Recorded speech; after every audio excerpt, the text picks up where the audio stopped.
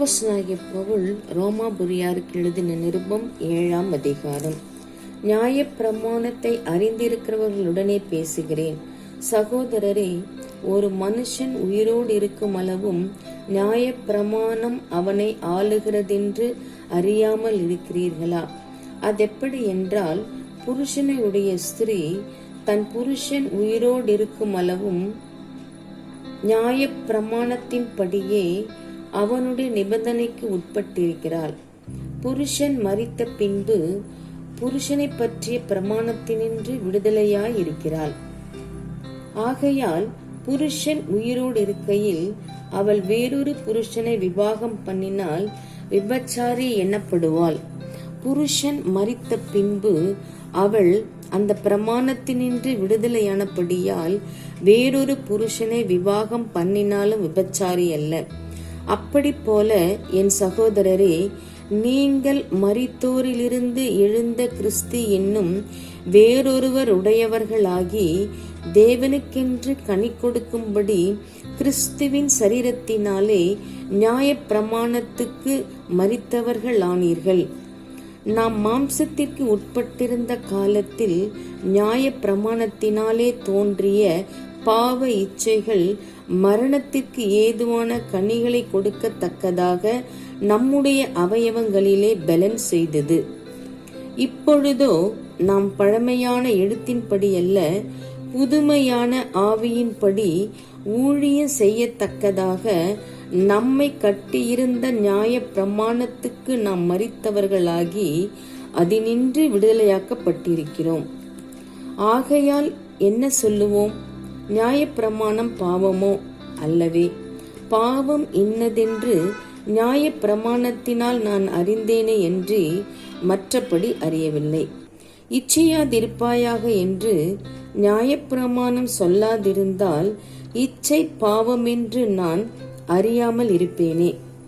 பாவமானது கற்பனையினாலே சமயம் பெற்று சகலவித இச்சைகளையும் என்னில் நடப்பித்தது.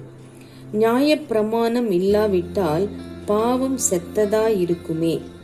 முன்னே நியாயப் பிரமாணம் இல்லாதவனாய் இருந்தபோது நான் ஜீவனுள்ளவனாய் இருந்தேன். கற்பனை வந்தபோது பாவம் உயிர் கொண்டது, நான் மரித்தவனானேன். இப்படி இருக்க ஜீவனுக்கேதுவான கற்பனையே எனக்கு மரணத்துக்கேதுவாய் இருக்க கண்டேன். பாவமானது கற்பனையினாலே சமயம் பெற்று என்னை வஞ்சித்து அதனாலே என்னை கொன்றது. ஆகையால் நியாயப்பிரமாணம் பரிசுத்தமுள்ளதுதான். கற்பனையும் பரிசுத்தமாயும் நீதியாயும் நன்மையாயும் இருக்கிறது. இப்படி இருக்க நன்மையானது எனக்கு மரணமாயிற்றோ? அப்படி அல்ல, பாவமே எனக்கு மரணமாயிற்று.